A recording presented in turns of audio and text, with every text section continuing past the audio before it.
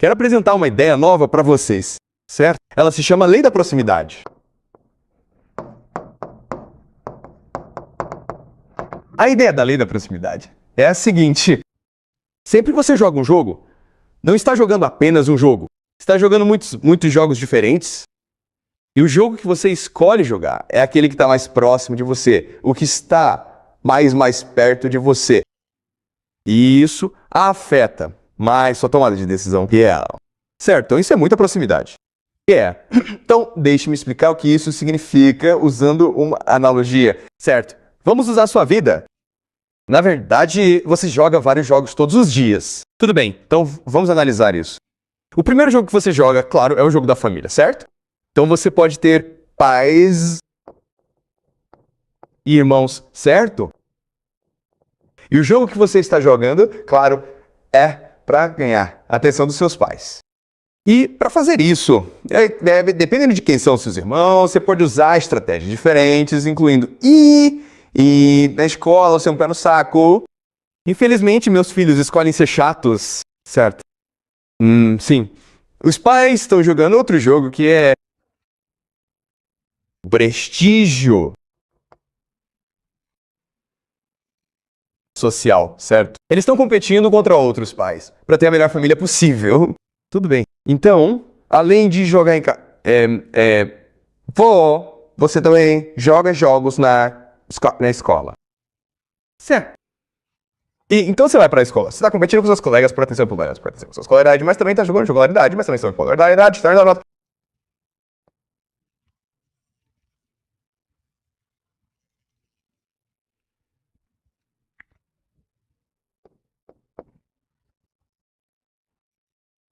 Então você vai ver seu chefe e seus colegas.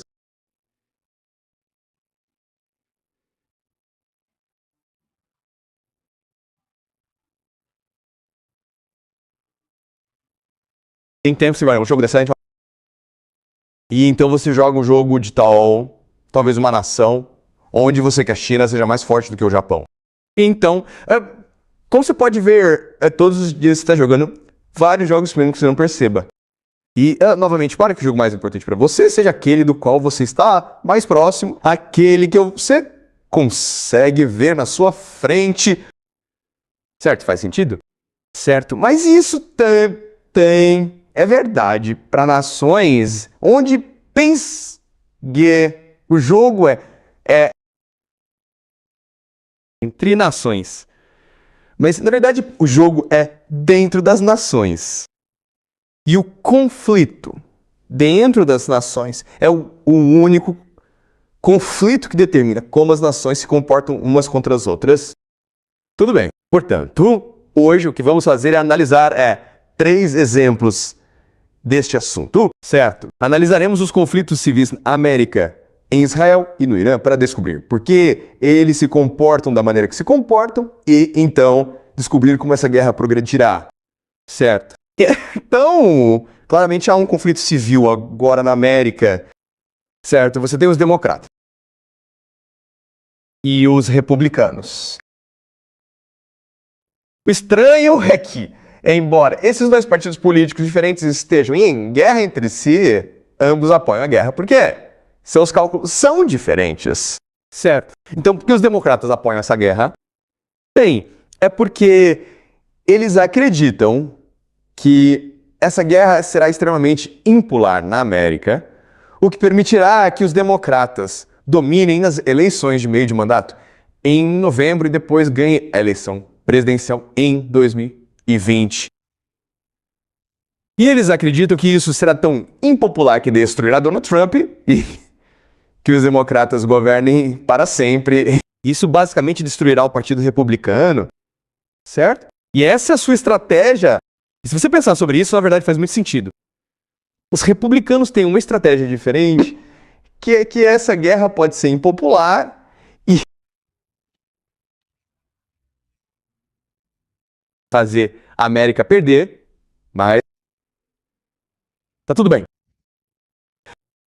Porque em tempos de guerra, o presidente tem algo chamado Lei de Poderes de Emergência. Certo? Poderes de emergência.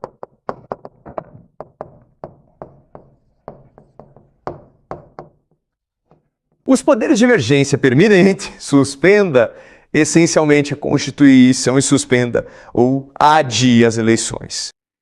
Além disso, a República quer aprovar algo chamado Lei Safe America.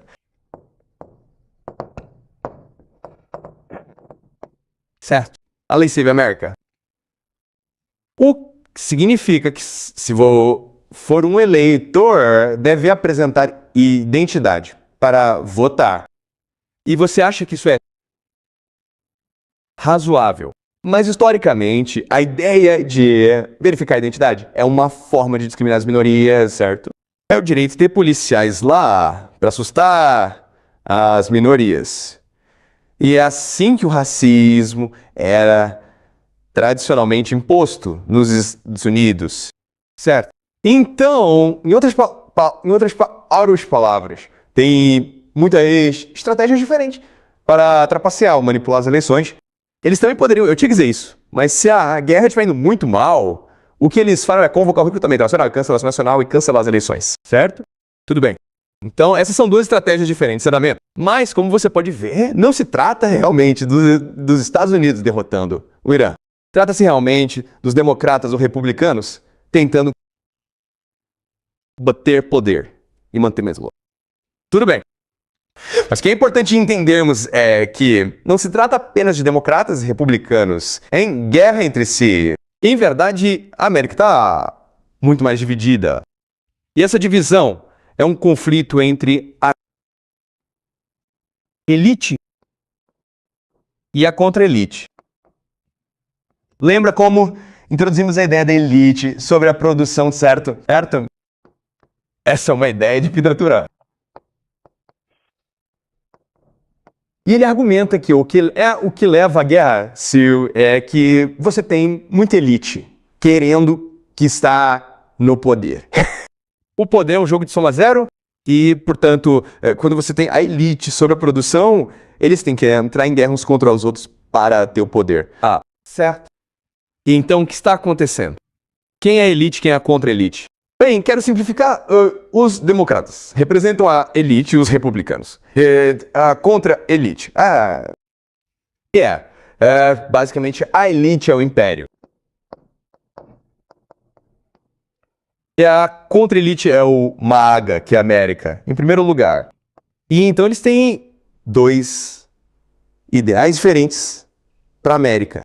O império é manter uma ordem global atual, certo? E o NAGA é recuar para o hemisfério ocidental e se concentrar nos interesses nacionais centrais dos americanos, certo? Eles também estão divididos em finanças e certo? Então, em outras palavras, o Wall Street é o principal apoiador da elite atual e o Vale do Lambar é o principal apoiador a contra-elite, certo? Então, essas pessoas estão interessadas em manter o status quo. Elas estão interessadas em uma revolução, certo? E essa é a principal divisão na América que acabará levando a uma guerra civil como uma guerra civil de verdade, certo? Mas agora eles estão brigando por causa de política externa. Então, discutirei isso mais no futuro, certo? Mas apresento a vocês agora. Então, deixe-me dar um exemplo concreto do motivo pelo qual eles estão brigando. Porque as pessoas nas finanças estão brigando com as pessoas na IA. E é uma razão muito boa. Porque se você for capaz de controlar Washington DC, se for capaz de controlar as alavancas do governo, poderá ganhar muito dinheiro para si mesmo. Então, vamos analisar isso de forma concreta. O que as pessoas realmente não entendem é que tanto as finanças quanto a IA são bolhas que estourarão, tá? Elas são parasitas, certo? Então, as finanças são parasitas porque existe algo chamado bolha de crédito privado, certo? Bolha de crédito privado. Quer dizer, a ideia de crédito privado é muito simples. Em vez de os bancos emitirem empréstimos para empresas, as empresas emitem empréstimos privados para outras empresas. E você pensaria que essas empresas seriam muito cuidadosas com quem e enquanto emprestam, certo? Mas isso não é verdade, certo? Porque em 2008 esses bancos destruíram a economia global e o governo americano os resgatou, certo? Eles não sofreram consequências. Essa é a ideia de risco moral. Se você não sofrer consequências por sua estupidez, bem, você só será mais estúpido no futuro. Então essas empresas acreditam que controlamos Washington DC, portanto podemos ser tão arriscados e estúpidos quanto quisermos. Então elas estão concedendo muitos empréstimos idiotas para empresas porque cobram uma taxa por esse empréstimo, certo? E então, os empréstimos não dão certo. O que significa que as empresas vão à falência, o que elas fazem é dizer, nós lhe emprestaremos mais dinheiro para se manter à tona. Então, agora esse problema atingiu cerca de US$ 2 trilhões. E então eles acham que, na pior das hipóteses, o governo vai nos socorrer se todos nós. A falência vai à falência, porque somos grandes demais para falir, todos os nossos amigos estão no governo. Essa é a mentalidade deles. E em 2008 isso funcionou. Mas há um problema hoje, que também é outro grupo que está fazendo a mesma porcaria, e é chamado de bolha da IA. Então, se você olhar para a bolha da IA, você tem como Microsoft, OpenAI, Oracle, Nvidia, muitas e muitas empresas diferentes. E a maneira como elas operam é apenas emprestando dinheiro umas às outras, certo? É como se eu te desse $1 bilhão, então você me dá $1 bilhão e agora temos $2 bilhões. É um círculo. E está recebendo muito dinheiro do GCC e de outros investidores. O problema, claro, é o que está acontecendo na guerra, certo? Então, se o GCC não puder mais colocar mais dinheiro nessa bolha, então, eventualmente, essa bolha terá que estourar. Mas eles dizem, tudo bem, porque controlamos Trump e controlamos a Casa Branca. Somos o mercado de ações. Portanto, Washington DC nos resgatará, certo? Essa é a guerra acontecendo, onde você tem duas forças parasitas, o setor financeiro e o setor de tecnologia, e todos eles estão procurando resgate do governo quando sua bolha estourar. Mas o governo não tem dinheiro infinito. Ele só pode construir um lado, certo?